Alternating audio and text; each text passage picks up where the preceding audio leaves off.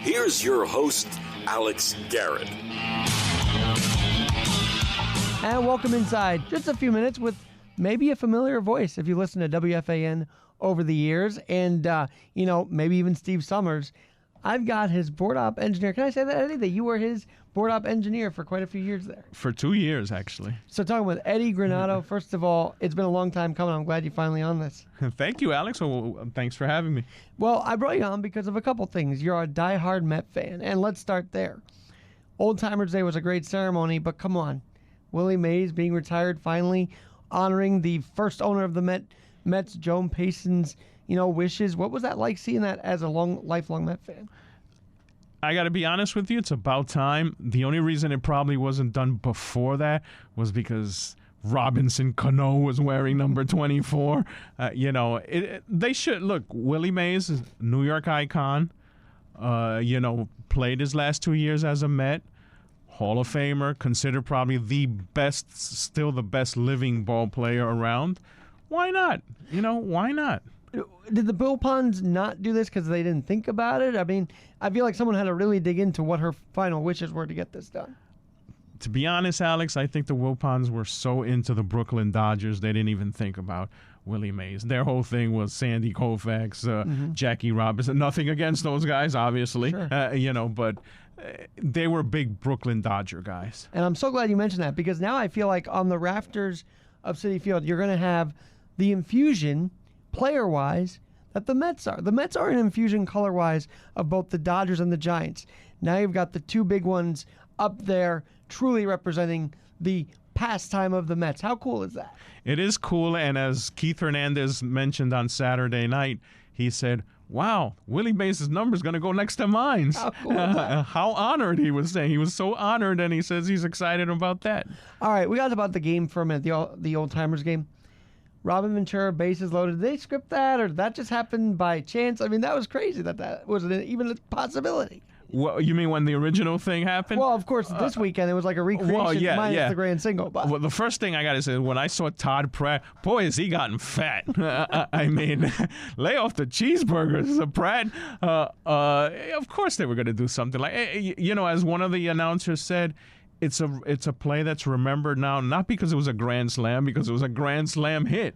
I don't know if you were there that night, but it was raining, it was cold, it was everything. I was home watching the game, I remember. We were there behind home plate watching that thing. It was freezing out, and then, he didn't make it past second, and that was just one of the wildest moments ever at Shea. Yeah, yes, it was, and he's probably one of the things that most people remember now, Robin Ventura, for, is that, even though he was a very good player. I think the next debate's going to be who's next. They seem to be retiring these numbers at a faster pace now, so who would you see next? Probably David Wright. Yeah, I was wondering if Carter would ever get a chance, but Well, Gary Carter's number 8 is retired. Is it by the Mets? I did not know that. Yeah. I would say my guess is it has to be David Wright. Well, we'll have to see how that goes. Now, I want to talk about your name for a minute because you're a big hockey fan, and you had the same name as a Ranger. Is that correct? As a former Ranger, yes, and my good buddy, we're still friends, Tony Granado. Yeah. And so, there was some joke around FAN about that, or with Steve Summers? Yeah, when I used to work with Steve Summers and Tony Granado came into the league, I used to go on as Tony Granado, and he used to interview me and talk about the game and stuff like that. The only thing is I used to talk in Spanish. Instead of speaking in English, I would answer his questions in Spanish. And then one day there was an article by a Newsday writer named Helene Elliott, who used to cover the Rangers. She now covers, I believe, the Angels in California. She wrote this article saying, Tony Granado is not Hispanic. He's Italian heritage, Italian descent. The guy doing his voice is an imposter and this and that. Mm-hmm. And it got traction, and it became a popular You were thing. doxxed. Yeah, I mean, we used to do it for fun. And through that, I got to meet and talk to Tony. And Tony enjoyed it. And a lot of famous people, Marv Albert, Doc Emmerich, Sam Rosen, all used to enjoy it and all used to say I had a great sense of humor. I know you had a lot of interesting moments at FAM you've talked about off air, but now I want to get you to say at least one of them on air, because I'm sure sports fans would love to hear some stories you have. Well, I don't, a lot of them are not for broadcast, but I can tell you I worked with some great people there, and two of the nicest people that I ever worked with at FAN were Richard Neer and Steve Levy, who's on ESPN. Two great guys. I board opped and produced their weekend show, and it was one of the best jobs I ever had because it was very enjoyable to go into work with these guys. You've been in radio for many years now, so I want to get on the sports radio, though. I feel like that vein has changed a lot over the last few years alone, hasn't it? Well, when I was at FAN, it was the only sports station around. Then the station in San Diego was the second sports station, and then WIP in Philadelphia was the third. Now you have some cities that have 3 sports stations.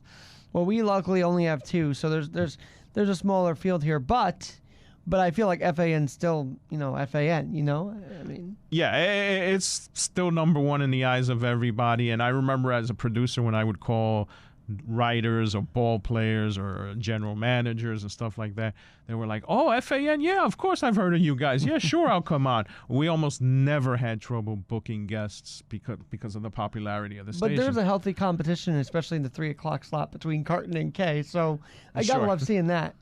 I enjoy Carton. I think he's very funny. Never worked with him, never met him. I worked with Michael Kay at another station, WABC. I'm a big fan of Michael Kay. I think Michael Kay is a great guy. Well, and the other thing about all of this is that I don't know, everything's changing. The Mets move around, Yankees move around. I mean, are we going to see these guys on 880 and 660 for the long haul now, or what? Well, I'm sure both of them are doing very well in sales and ratings. But were you there when they were on OR, the Mets? Yes, I was at OR when the Mets were on OR, and I was at FAN when the Mets were at WFAN. And I was at WABC when the Yankees had WABC. Shout out to Chris Majkowski. I mean, that guy gets named everywhere, doesn't he?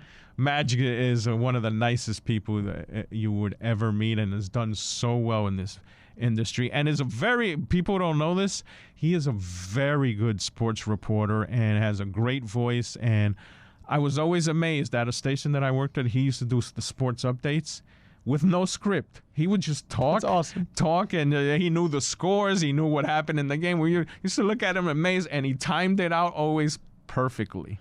All right, because I'm sure there are people that remember you from the FAN days, maybe giving your sports take, let's talk 2022.